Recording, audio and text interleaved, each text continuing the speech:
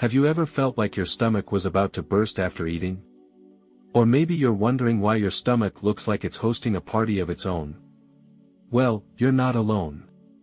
In fact, it's something millions of people experience every day. But what if I told you that bloating isn't just a normal part of digestion, and there are ways to prevent it from taking over your life?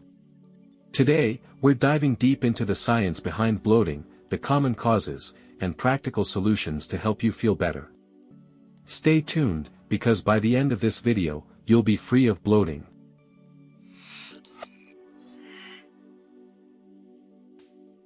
Alright, real talk. Have you ever finished a meal, only to feel like your stomach has expanded to twice its size? You try to relax, but the discomfort keeps growing.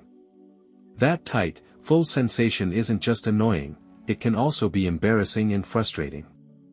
But why does it happen? And more importantly, how can you stop it? Now, first things first, what exactly is bloating? Bloating is that uncomfortable feeling of fullness, tightness, or swelling in your stomach area. It's like when you eat a lot and your stomach feels like it's working overtime. Basically, bloating happens when your stomach fills up with excess gas or air, or when your digestive system is having a hard time breaking down food. The discomfort you feel could range from mild to severe, and often it can feel like your stomach is physically distended. While bloating is common, especially after eating large meals, it shouldn't be something that you have to deal with regularly. If it is, it could be a sign of an underlying issue. And hey, did you know that bloating doesn't always mean you've overeaten? Some people can feel bloated even if they've eaten just a little bit. If you're guilty of rushing through meals or drinking carbonated drinks, you might be making things worse without even realizing it. Let's dive into why that might be.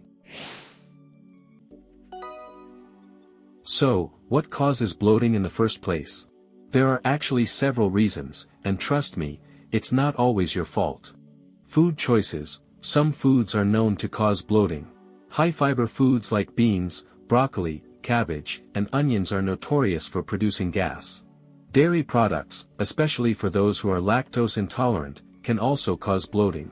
Yep, your favorite creamy cheese could be a major offender. In addition, foods with added sugars, especially artificial sweeteners, can contribute to uncomfortable bloating. But it's not just about what's in your meal, it's also about how your body reacts to these foods. Though, don't worry, I've got some hacks to help you avoid that later. Here's something you might not have considered: swallowing air. It happens more often than you think. You know that habit of drinking too quickly, chewing gum, or even talking while eating? So, even if you're eating the healthiest foods, these habits can cause your stomach to fill with air, leading to bloating. Digestive disorders. Now, if you're constantly bloated and the discomfort doesn't go away, it could be a sign of something more serious, like irritable bowel syndrome, IBS, celiac disease, and other gastrointestinal disorders can make you more prone to bloating. In these cases, bloating may be a symptom of an underlying health issue. Food sensitivities. If you've noticed that certain foods consistently make you feel bloated, you might have an intolerance or sensitivity to them. Gluten and fructose are common offenders. These can cause your digestive system to struggle, leading to bloating as your gut reacts to these foods. If you're unsure, an elimination diet or allergy testing might help you figure it out. Overeating or eating too quickly, and, of course, there's the classic, overeating. Eating too much or too quickly doesn't give your body the time it needs to properly digest food, which can lead to bloating. Alright, now that we know what bloating is, and why it happens, let's talk about what you can do to prevent or reduce it. While some causes might be out of your control, there are plenty of steps you can take to avoid that uncomfortable, swollen feeling. Eat smaller meals more frequently, eat slowly and chew your food. This might sound simple, but it's key. If you gobble your food down too fast, you're not only swallowing air, but your body also has a harder time breaking down the food. So, rather than consuming large meals all at once, try eating smaller meals more frequently throughout the day. This can help reduce the amount of food your stomach needs to process at any given time. Avoid carbonated drinks. Carbonated beverages like soda and sparkling water are packed with gas, which can contribute to bloating. Try replacing soda with water or herbal teas to stay hydrated and avoid that puffed up feeling. Mind your fiber intake, include more fiber, but don't go overboard. Fiber is great for digestion, but too much fiber at once can overwhelm your system, causing gas and bloating.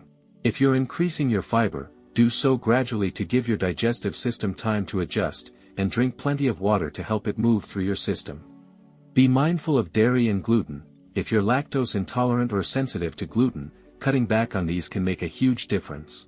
Trust me, your belly will thank you. Chew slowly and properly. Eating too quickly can cause you to swallow excess air, leading to bloating. Slow down, chew thoroughly, and allow your digestive system to process your food properly. Probiotics. Probiotics are the good bacteria that help maintain a healthy gut microbiome.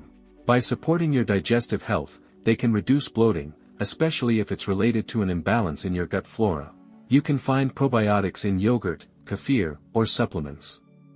Stay hydrated. Dehydration can actually make bloating worse, so keep that water bottle close by. Drinking enough water throughout the day helps keep your digestive system running smoothly, and it can even reduce bloating by flushing out excess salt that could be contributing to water retention. Now, quick question: how many of you have heard that drinking a ton of water can actually make you more bloated? Well, let me tell you, that's a total myth. Water helps flush out the excess salt and keeps things moving smoothly in your system. Here's the big question: what do you do if your bloating isn't getting better, even after making these changes? In most cases, bloating is manageable with a few changes to your diet and lifestyle.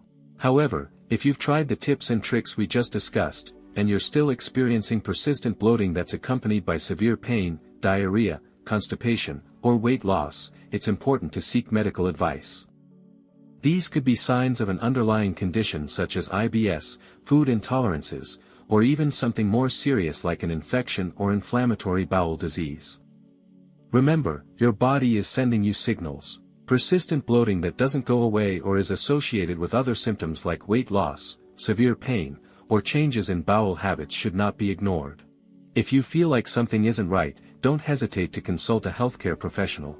It's always better to be proactive when it comes to your health. To sum it up, bloating is a common issue and can be uncomfortable, but it's not something you have to live with indefinitely. By understanding its causes and taking simple, actionable steps to improve your digestive health, you can reduce the likelihood of bloating and feel better overall. I hope this video gave you some helpful insights into what bloating is, why it happens, and what you can do to alleviate it. If you found this information useful, don't forget to like this video, subscribe for more health tips, and share it with anyone you know who struggles with bloating. And of course, if you have any tips, questions, or experiences you'd like to share, drop a comment below. I love hearing from you. Until next time, take care of your gut, and your gut will take care of you.